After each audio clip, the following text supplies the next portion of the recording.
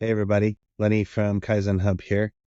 Excited for today. We're starting a new podcast called Beyond Repair, Crashing the Conversation.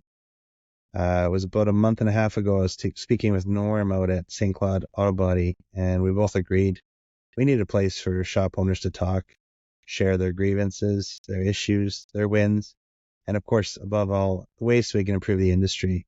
So we got Joel from JD Collision, as well as Todd from Prestige Collision joining us. And for the next while, we're going to just bring up real topics. Today, we're going to talk about our shop's social distancing. So be enjoy. Welcome, everyone, to our first podcast of many to come. I'm super glad to have Norm, Todd, and Jojo here on call. And so we're going to hit it right off. We've called this podcast Beyond Repair. And we're hoping that means two things to the listeners, that this is a talk about the industry and more than just fixing cars. It's the way we fix cars.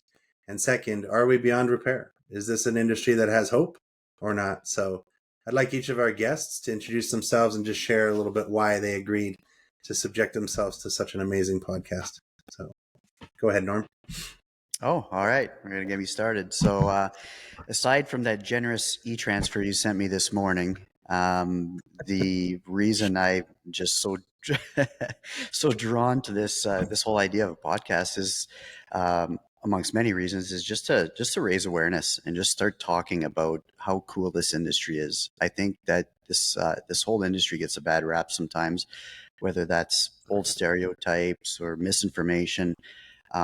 We're in a time right now where fixing cars is just about as cool as it's ever going to be, at least in my mind. So that's a huge part of it. And then the second reason I think is just, I think there's a lot of outside pressure to keep shops from talking to each other and figuring things out and finding better ways to run our businesses. So I think by opening up those lines of communication, I think we're going to make ourselves better.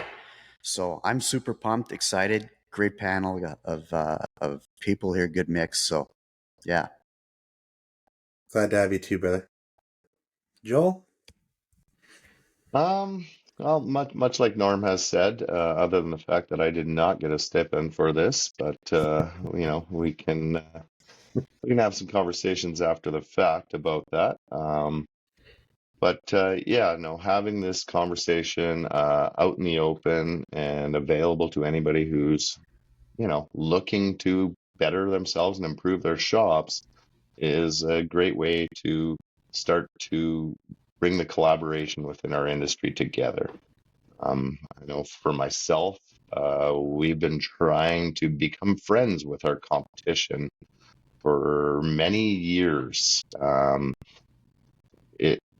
We came from a family business. My dad had it going first, and in that generation, it was your competition is your competition, and you keep your secrets from them. You don't learn from them because they have nothing to offer. Every shop was better than the other shop in their own eyes. But we know that's not true. We have a wealth of information that we can share with each other to better ourselves individually, better our shops, and first and foremost, better our industry as a whole, so that we can compensate our staff and we can provide much better value to the customers that need their cars repaired. So, there's a lot of reasons, but just open dialogue always tends to make for improvement. So if we're not having those tough conversations, we'll continue to have tough problems. Awesome. Thanks. And we got Todd. Guy with his phone ringing. Good timing. Yeah, you know what?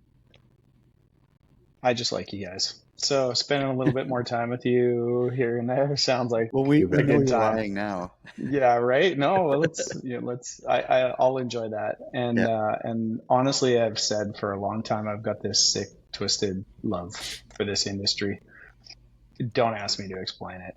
I can't. It's messed up. But the industry's messed up. And so I think we just need to start talking about it. And for me, what better group of guys to start talking about it with? So Awesome. Excited let's about get it going. when I first reached out to you guys, I asked, what are some topics? And we got a long list. So I'm looking forward to picking through those. We'll obviously reach out to whoever's listening to and ask them for input and topics we can talk about. Today is about a topic of shop social distancing, and not the COVID type. It's the belief that perhaps there are shops out there not talking to each other. So I'm going to start right off there, and I'll just ask you guys to chip in wherever. Do you believe that shops are talking, or is there an opportunity for shops to start talking more? Well, I'll jump in first here because I'm trying to, make sure that maybe I get paid next time. You're such a keener. All about the money. I love it. but the conversations are opening up between shops. It is happening in our area here. We have been making a concerted effort to communicate with all the shops within almost 200 kilometers within our location. Just sharing ideas, sharing practices, process in order for us to have some consistency between us. We've heard those lines that you're the only one charging for this a million times, and we didn't believe it, believed it, weren't sure where we stood because we weren't having those conversations with our competition. And now that is happening. And we're starting to see some gains in regards to how we are compensated. And it can only get better as we continue. So, Joel, you said you've gotten some shops talking. How did that come about? frustration, anger. Did you pick up the phone, you mean? You just like started like cold calling people or what? Yeah, Yeah, just to and that's vent. basically it. Yeah, The dirty in all salesman. honesty, I was in town for other business in another community, and I just stopped in on my competitors and said, "Hey, how's it going?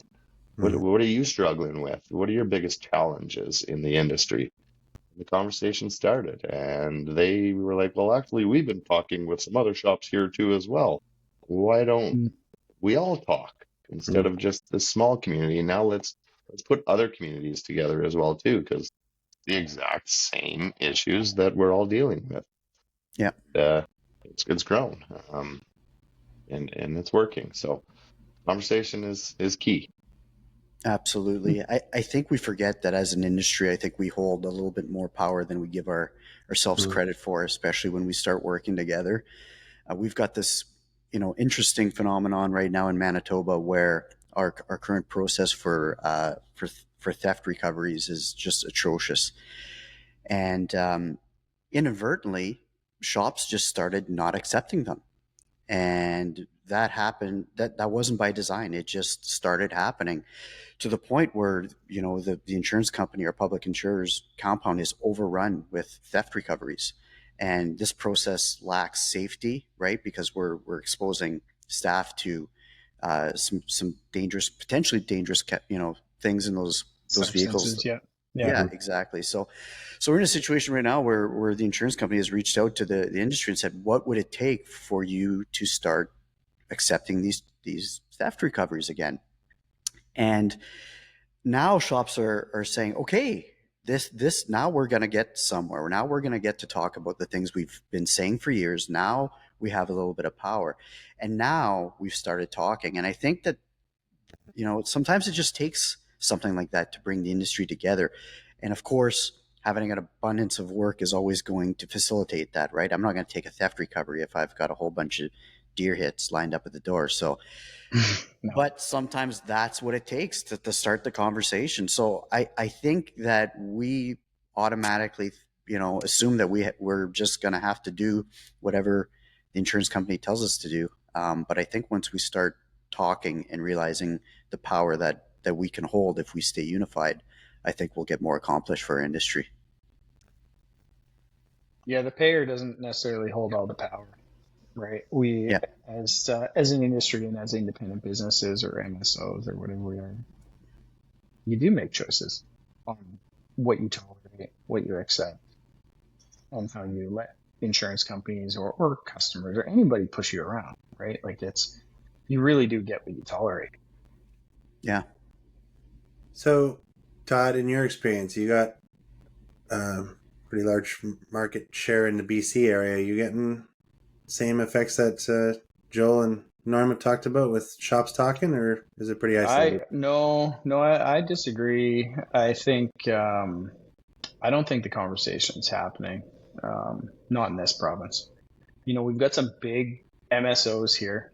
You get whether it's Boyd Group or Craftsman or Lift Group. Like we got some big MSOs who have pretty big reach in the province. So I think there's probably lots of conversations happening internally within those MSOs that cover big regions or maybe even cover the whole province. But there's like a ridiculously low level of engagement from smaller operators. Curious, why do you guys think that is? I got a couple of thoughts on that one. At the end of the day, there's a lot of business owners that are working in the business a lot. Yeah. That's been a strategy within our organization. We've spent the last 3-4 years trying to get our owners out of the day-to-day operations so that we can have these conversations and look at our numbers and try to find strategies to improve. That is important. And you look at almost any other industry, they've got strategic planning within their business. We don't, or most don't. Too busy being busy, right? Yeah. Exactly. And the other reasons are just stories. We all build up these stories in our head over the years that it's not worth it, or I've said this before and that guy said it before, so it's not going to work. Those stories need to be out in the open so that we all see we have the same bullshit story. Yeah, it's a good topic of competition, guys. I mean, would a Fix Auto shop come hang out with a CSN shop, Joel, or a Manitoba shop? What? Down the street, come hang out with you, Norm. Like, I'm curious. Like, Todd, you said you got people in your own backyard that just it doesn't seem to come together. Is that a competition thing? What is it? Maybe there's a fear of employee migration or sharing ideas. I think a lot of shop owners, especially independent shop owners, are technicians or technician families, however that works. And technicians are solo performers. It's kind of like I'm going to keep doing it on my own in isolation, right? That's the historical tech model. Turn that into a business owner. Is there fear? I can't share my ideas. I can't share this little trick that I don't know. But I don't feel like there's a lot of collaboration. Even regionally, like it's amazing. I'm not sure exactly what the barrier is.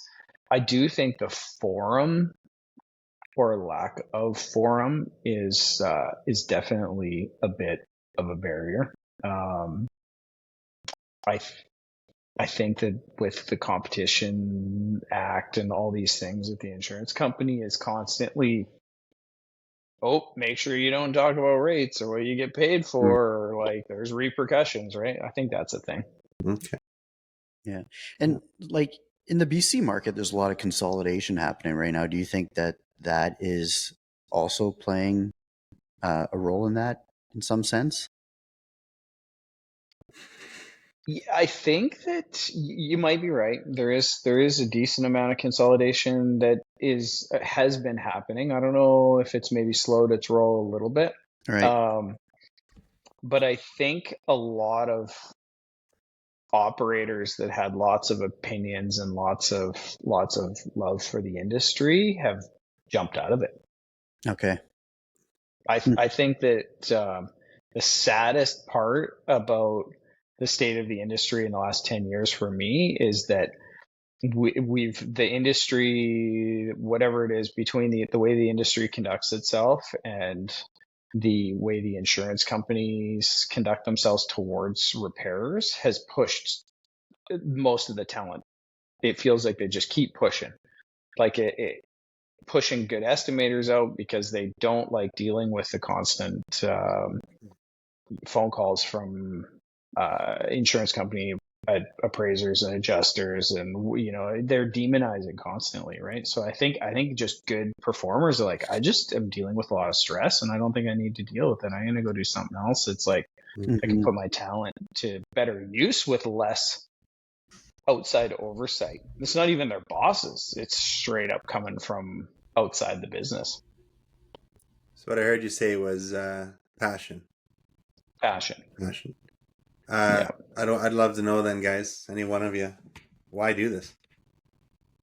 And you're all very talented people, and you're in an industry that is full of challenge, like many. Why this industry? That's a good question. Thank you. That's a good question. I think second guess myself at times. Yeah, no doubt. I always say ignorance is bliss, and I mean, I look back at when I started, and I'm the textbook, tech that, hey, well, I can fix a car, I can run a business, right? You can dodge a wrench, you can dodge a ball, right? So it's the same mentality. And then I think you don't know what you're getting yourself into sometimes, and then I think there's this feeling that you're committed, right? For me, when I bought the shop, it was an investment. It was my quote unquote all in move, right? So there's a certain sense at one point that you're going to be committed to this and you're going to have to run with it. And that's good and bad, because I think sometimes if you just let the industry and your bad days get the best of you, you would just throw in the towel and move on. But I think it forces us to be a little bit more, to think outside the box and be a little more innovative. And I think the challenge of navigating through that is what keeps me engaged. I love cars. I love fixing cars. I love my hometown. I love contributing to the community. So these are all, my business checks all those boxes for me. Plus I get to come to work with a bunch of people that I actually like. So I think that's what's doing it for me. And the rest that's not so fun, I think, is just going to be, kind of a take the good with the bad type thing. Yeah. And I mean, the grass isn't greener. Right. There's different grass over there, and there's it doesn't matter what business you're in. Well, you guys got grass year round in BC. Okay, all right. Yeah, but it's not always green. So my grass might be greener. Yeah. I also have to gut it more. So fair enough. Joel actually would be the guy the furthest removed, other than myself, from the collision industry. I mean, you got out of that and let your brothers handle it. Now you're doing towing, but why are you still involved in the collision side, Joel? Well, ownership has its responsibilities as well too. I do like to make money, so that is one of my avenues of income for my family. And like Norm, I definitely like to support the community. To me, that's a huge driver of what we do. Sponsoring our local sports teams and any services that are needed within our community to make it safer, better, and just an overall better place to live. I think that is an important thing for business to do in this world.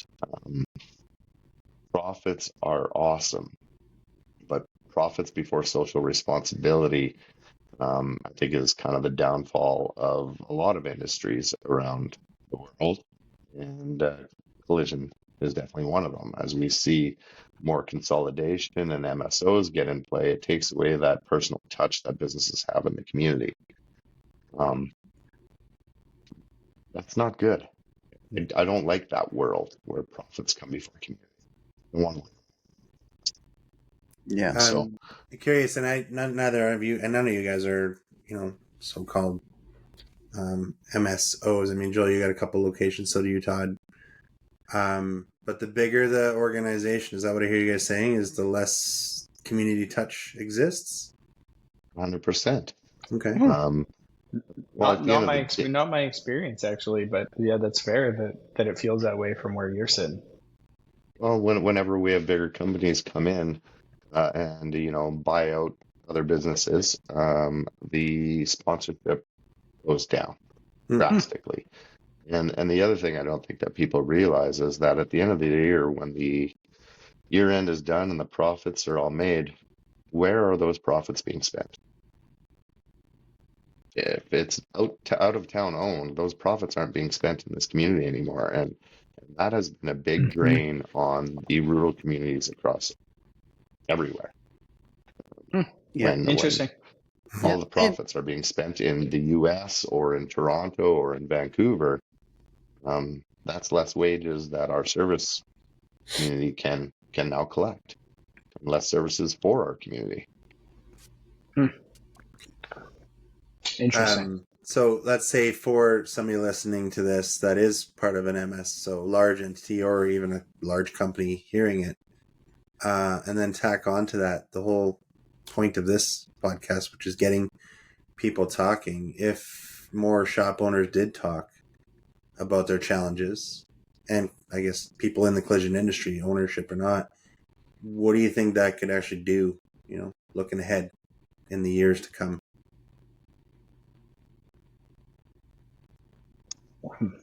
Wish I could predict that one. I think that you take away something's power when you talk about it, when you get it out in the open.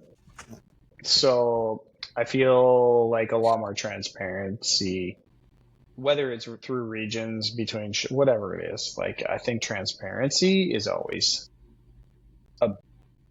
propels something forward to a better place. It always does. I don't know what it's going to look like, or if it's going to have any effective positive change.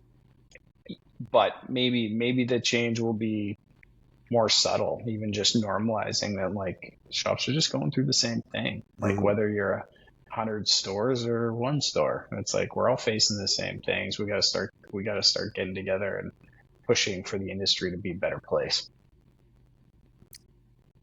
Yeah, and I'll add, I believe most people are good.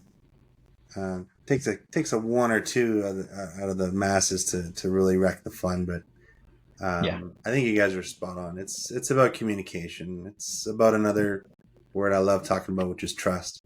And I'm curious, what is the level of trust inside this industry between shops? I mean, we know there can be challenges in understanding what we're to do to be able to get better relationships with insurance companies or even our competition. But what about just between shops? Is there a trust issue? Yes, Yeah. very much so. Honesty is hard, right? That's a tough one, and being honest with someone who's your competition that's even harder. Our suppliers come in the door and they tell me the same story. All the sales reps are like, oh, it's down to this shop, down to that shop, whatever. Oh, they're all smoking busy, running around with their hair on fire. And I'm like, yeah, of course they are. It's the same story everywhere you go. Mm. But when's the last time someone was honest and was like, look, I'm 20 grand from being under because I'm running around with my hair on fire and I can't get on top of this, right? Like, that's honesty's tough. Yeah. yeah. Bang on there, bud. That's exactly what I'm aiming for and reaching out to you guys to get this conversation going. Can't stop people from taking advantage of other people's honesty. I learned through research since the effects of COVID and what it's doing to groups of leadership, and I was shared this one perspective is that since COVID, just the level of trust in leadership's been lost from a federal, provincial, even local, and inside our own families. We were fighting about what to do, what not to do, and we're just starting to see the effects of that and the opportunity to rebuild a way to trust our leadership, trust those we put our hope in to help us. So I'm looking forward to people reaching out to this and saying, yeah, thanks, Todd. I am, shitting bricks. I don't know what to do. And I'm ready. Just where do I go? And that's really what I hope, is that regardless of what people might take this content or what's being said as, it's about getting shops to actually be open and honest with each other as business owners, as contributors to the community there, Joel. I think it's great. Mm-hmm. I think it's great. Can this industry work together? Can the shops and the vendors and the insurance companies and the suppliers can it work together? Is it going to happen, guys? We've talked about it for years. Well, I would Hey, say it can, and it's is it going to be how we vision that it can? No, probably not, because as we make progress, goalposts will be moved. They've constantly been moved in every gain we've made in this industry over the years. I yeah. don't expect that to change. So, what we see tomorrow for the future, well, the next tomorrow, that future is going to be changed once again. But Mhm.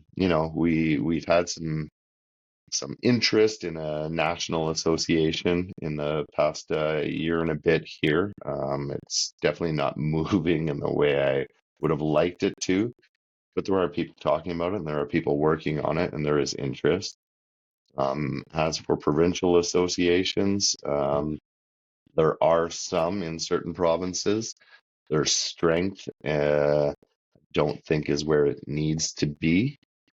Um, But those are inroads that I think when we look at other industries that tend to control their own destiny, kind of like, Hmm. I think dentistry is a great one that has a very strong association and they stick together and they they're making money. Um, and I think that is something that They're we need also to do. being, yeah. I mean, dentists. I mean, I think that like objectively, they're being fair. They're not uniting to rob everybody blind. And I mean, they're making money as they Mhm. should. That I agree that the this industry's business is so fragmented in Canada, and I don't know if it's like that everywhere, but it's so fragmented in the province of BC. I'm sure Alberta is no better. I've seen, under SAR, and I think it's the ATA norm. Is that right? The right in Yep. Manitoba, I've seen some glimmer of hope that shops can actually get together, but in this province, it hasn't happened at all. Mhm.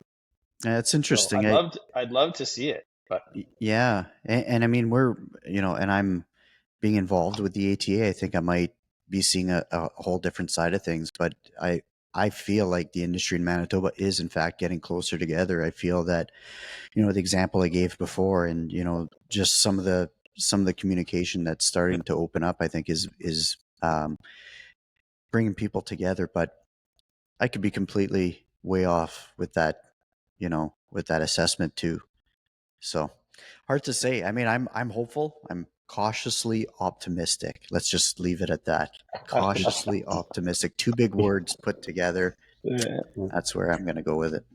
Yeah, and I would hope that out of this, of many podcasts, it's going to get people being okay with reaching out, not truly, hopefully, not being concerned about what name they have up on their building. You went back to talking about an association, or you refer to dentists. What I heard was standards. And that would be a question to each of you, and hopefully to anyone listening, MSO or banner franchise network, whatever. What sort of standards are lacking? And I guess I already know that there are standards lacking. So which ones would you say are lacking that are really causing this industry harm? Wow, that's a loaded question, and I no feel like doubt. you might be setting us up here. As someone who consistently has his foot in his mouth, I want to say so many things right now. Um, yeah, standards. There is. There's some standards, but they're still lacking. There's the consistency isn't there. I think customer expectation motivates some facilities to invest in certain parts of their businesses while others are comfortable with status quo. So I don't know. I'm not going to pretend I know the answer to your question, but I think as a whole, you're right. There is no clear cut standards. What does a collision repair shop look like in Manitoba? How do they serve their customers? What sort of things that they do? How are repairs being, administered? Um, there's so many things, and we're getting direction from the OEMs on how to fix our cars. We're getting direction from our insurance companies on how to run our business, and we're getting pushed by our customers to be better. So there's a lot of outside influences that are affecting everybody's decisions and our views of those standards are all different. So everybody's just kind of, hey, you know what? I'm going to be here. Next guy's going to be there. And so, yeah, that's a tough one to answer. I hope you guys have much better luck than me answering that Well, one. it's funny because I've actually conceptualized being in the middle of this trifecta of influence, just like you were saying. You're getting every business is being influenced from all these different angles, and not to mention in some cases shareholders and other things. There's so Right. many layers going into decisions, but there's also just absolutely no accountability. So it Yeah. isn't just standards, it's accountability across the board. And like the bar, the bar actually upholds not only a standard, but it actually is responsible for, say, disbarring someone. And shops, there's just no accountability. And I'm not against free market, but how do shops get away with doing what they're doing on a daily? I don't know. Well, and that was going to be Right. my question. Who sets the standard, Exactly. right? Is it the OEMs, or is the OEM, is that a selfish directive to offload that burden? We've talked about this before. Offload the burden of right onto the shops. Hey, let's convince the shops this is a really good idea. We're actually Yeah. building in value for our own customers, and they're paying for it. Isn't that interesting? So Mhm. I don't even know. And they're not even really upholding the standards. They're just making suggestions. This is how it is. This is how Yeah. it should be. And Yeah. then insurance companies are like, well, we don't want to pay for that. Right. And so it catches us in the middle of all this. Well, the way I look at that too, for years it's been a battle with insurance companies on being compensated, whether it be labor or rates themselves, and then we get this push from OEMs to repair properly, and I agree with that. But why is the insurance companies not working with the OEMs? When we talk about how to replace a quarter panel on a vehicle, and is that even doable? Um, so, it just gets Well, really, really expensive in some of these procedures, and there was no forethought put into the design of the vehicle to actually make it repairable. yeah, And the end result is now we are taking a very good car, we're total lossing it, and now we have an environmental situation where we're throwing away perfectly good sheet metal and plastic to go sit in the dumpster so that the OEMs can sell another car because the repair procedures made it unrepairable. So yeah, who do we trust to set the accountability and standards? Wait, exactly. And they don't trust each other, right? Do you think the insurance companies trust the OEMs to set a standard that is not going, in their eyes, too far, right? To No, of course restore, not. they don't, Hmm. right? And do you think the OEMs trust the insurance companies? The fact that they're starting their own insurance companies would tell me that they don't, right? So I don't know. There's, The I think we've, perception in this province, not to totally interrupt you, but the perception in this province is very much, and it isn't necessarily written this way, but I'm going to tell you, perception is you better repair it the way the OEM says to repair it. You better have the instructions. You better do all the right things so that you are not liable for future, say, whatever that may be, accident damage, whatever. Oh, but by the way, yeah, we actually don't pay for all that. right. That's we expect you to do it, but we don't pay for it. Hmm. That's the perception. Yeah. And we're So, liable, so we're going to do it. yeah, right. I So think, we're liable. So it hangs it around our neck like a yeah, noose, right?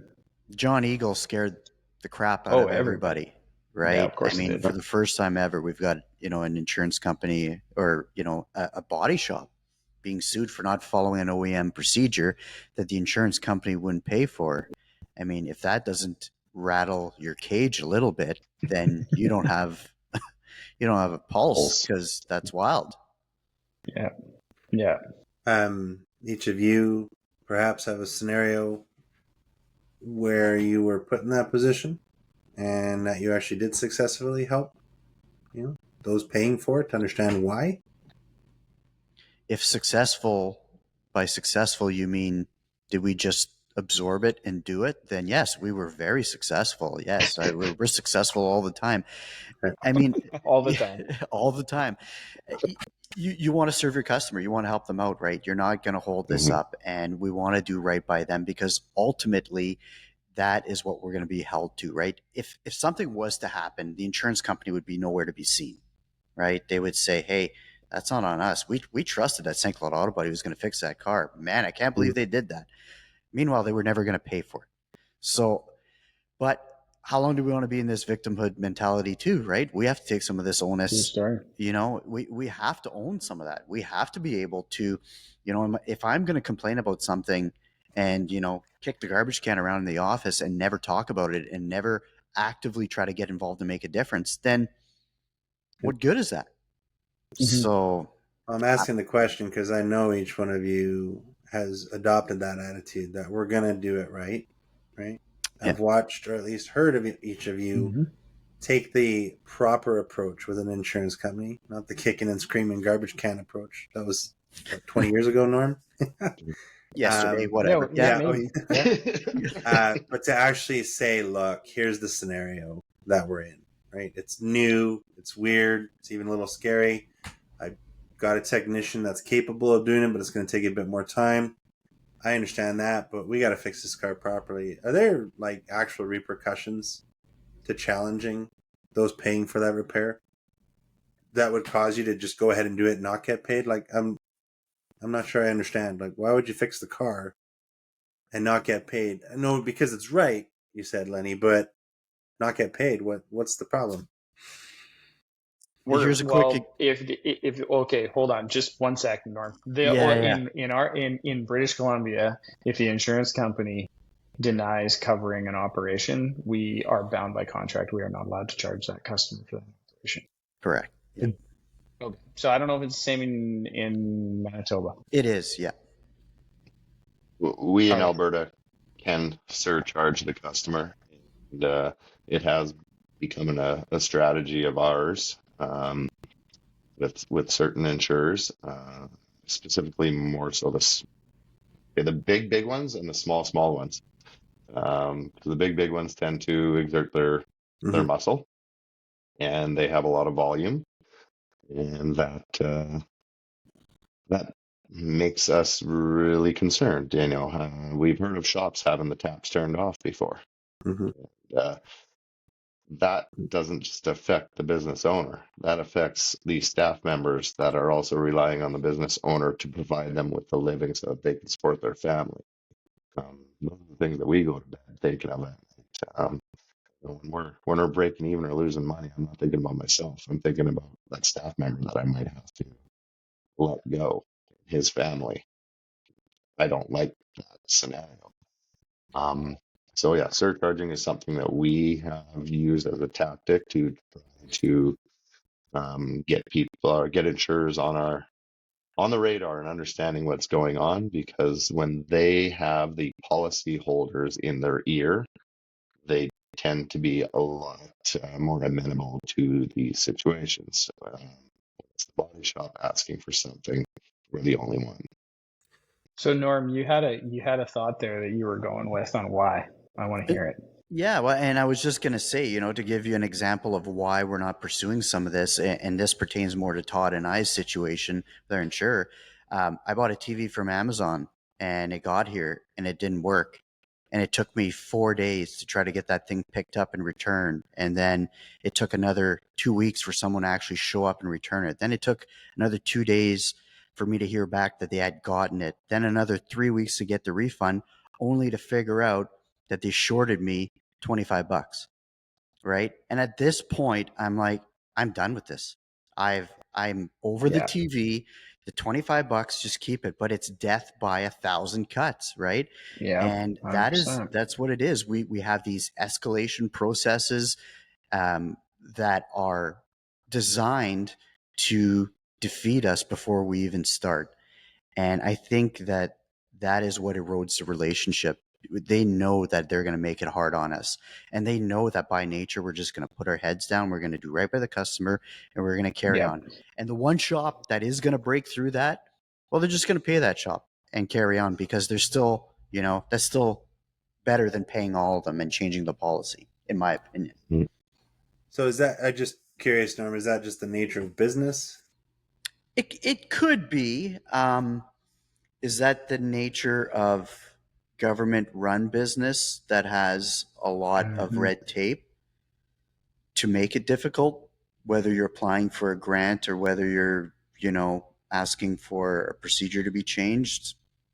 I don't know. I really don't know. But I think as an association here in Manitoba, we've been working diligently at trying to remove that, red tape, right? We've had Yep.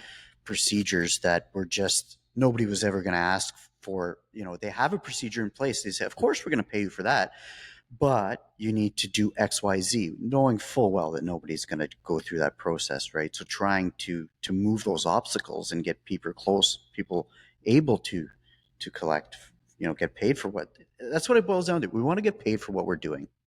I don't want any more.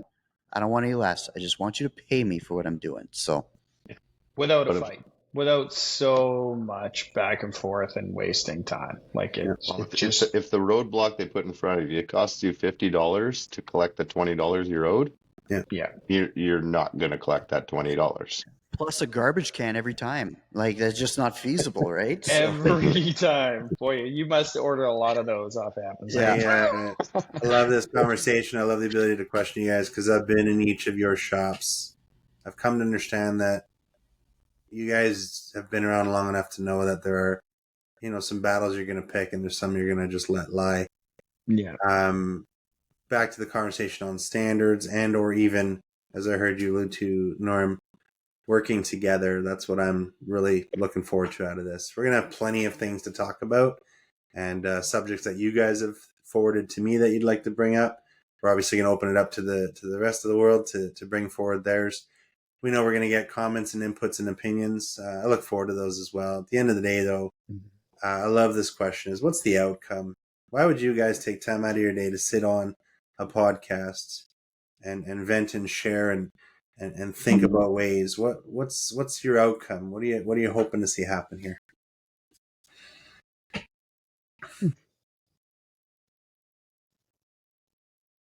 I don't know. I'm That's a good looking question. I'm looking to have Thank things improve. Every little step at a time. We're not going to get there by jumping over the mountain, that's for sure. We're going to climb that face one step at a time, and the rewards will be there. How big are they going to be? We'll figure that out as we go, but we're going to stay positive and we're going to keep putting that next foot in front.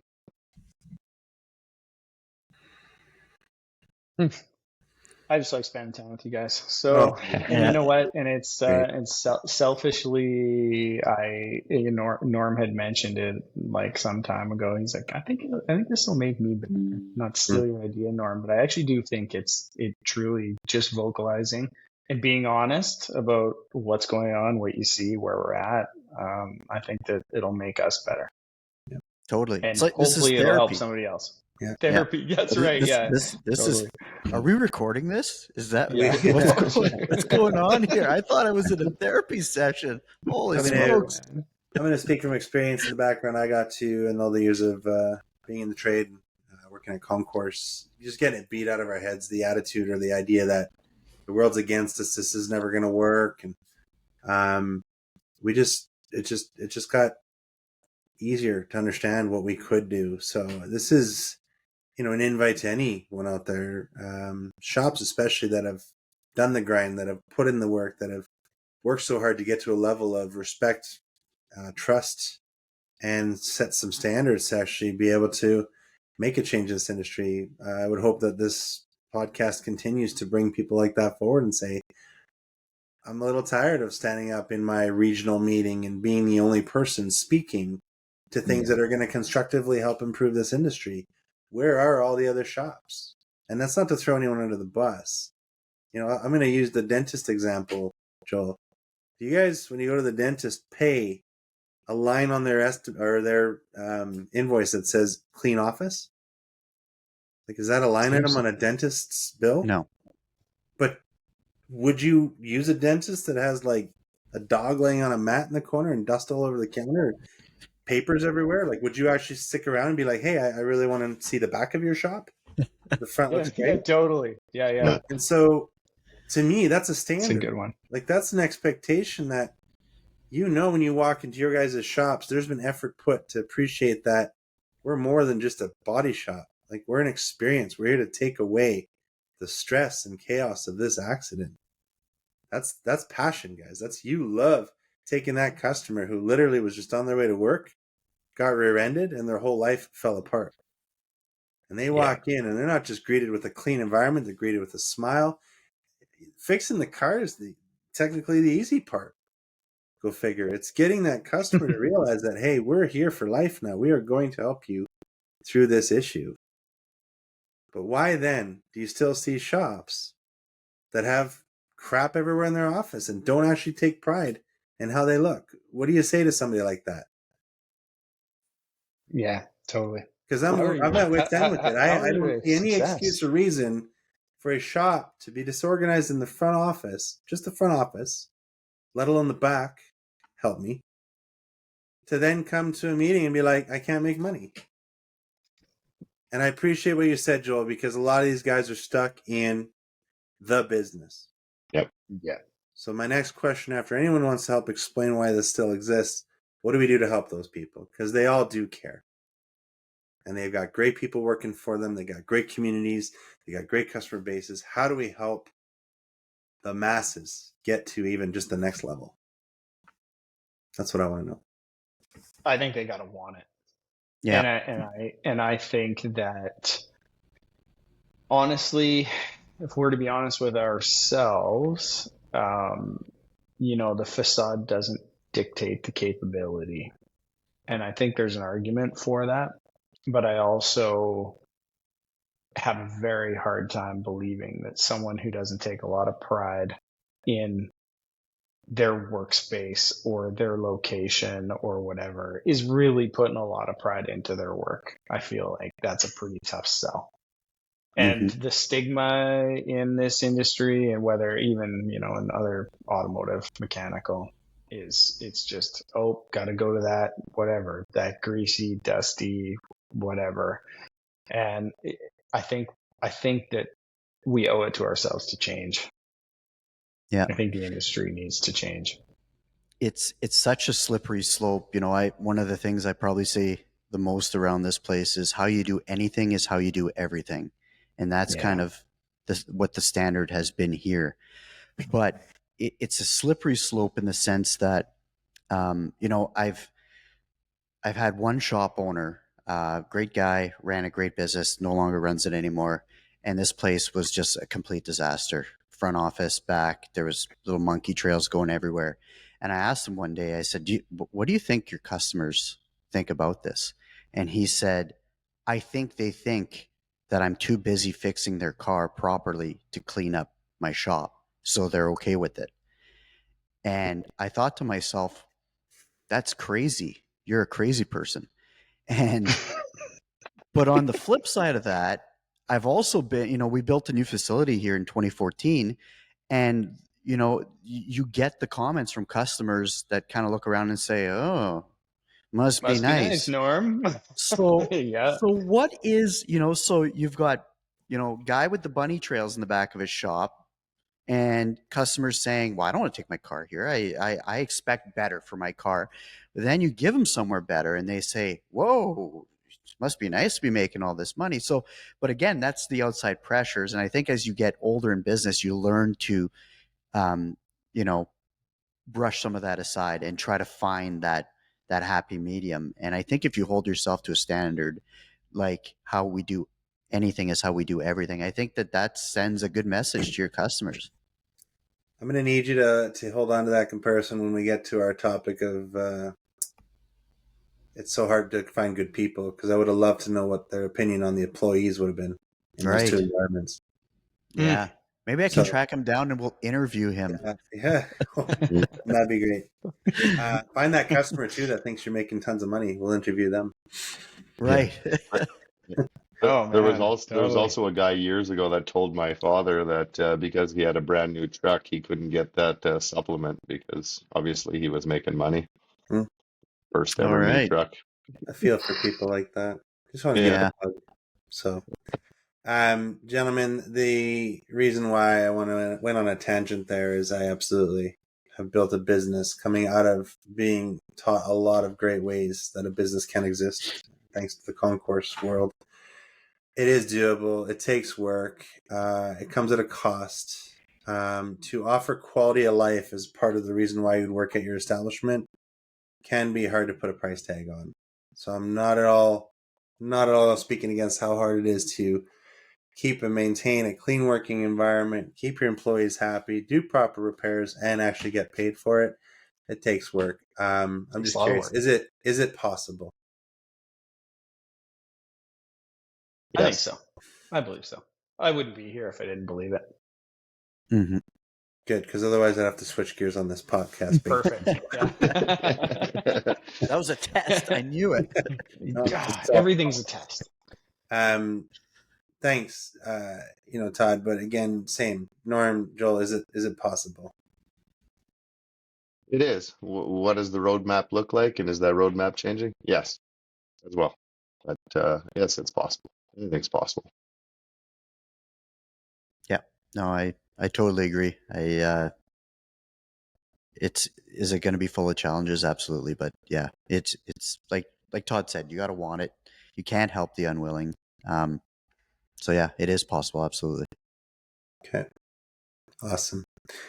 Well, I would hope that again, starting off this podcast is proof that doesn't matter what province you're in, doesn't matter, even how exactly you're dealing with certain challenges in the business, that there's a space to speak. I would hope that we see all kinds of people join in and not just listen, but offer their input.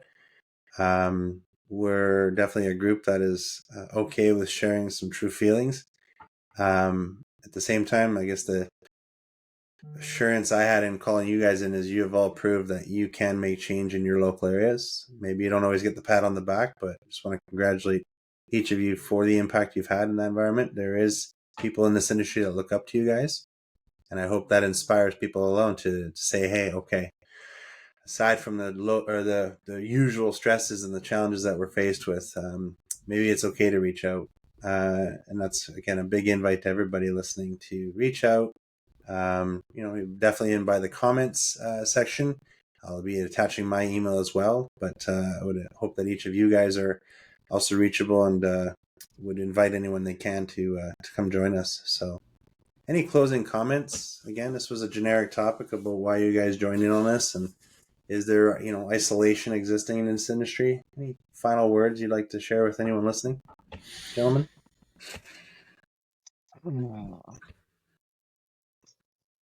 No, first. nothing profound. No, I think we're just like trying to have a good conversation as a group here and invite anybody else to participate through comments. And I'm not trying to stand on a pedestal here. We're in the trenches. We're in the trenches constantly. So it's just like I'd like to hear from other people in the trenches. I'd like to hear what they're going through and just be real. Yeah. Well said. Well said. I will never stand up in the room to pretend to know everything, but I'm sure as heck willing to try and willing to listen. So I think if things go as planned, we're going to be sparking a lot of interesting conversation and delving into a lot of interesting topics at a much deeper level. So I'm super pumped. And I would just challenge everybody to go first or to continue to go first. Nothing happens unless somebody makes that first step. Today, I think as a collective, we have made a first step together, and we shall see where it brings us. But everybody else who's going to listen to this has an opportunity to go first in their community, in their region, and anywhere else that they want to. But it takes that first step. I just want to say thanks for making the time, trusting that it's okay to to be here and share your feelings. I look forward to the many topics that we got coming. And yeah, me too. sign off here. You bet. Sounds good. Take All right, care. till next time. Cool. All right, there you have it. That's our first episode. Many more to come, and I'm glad you got to meet these guys. They have a lot to share, and we sure hope it inspires you to participate, get in on the conversation, and let's make an impact on this industry. Thanks for joining.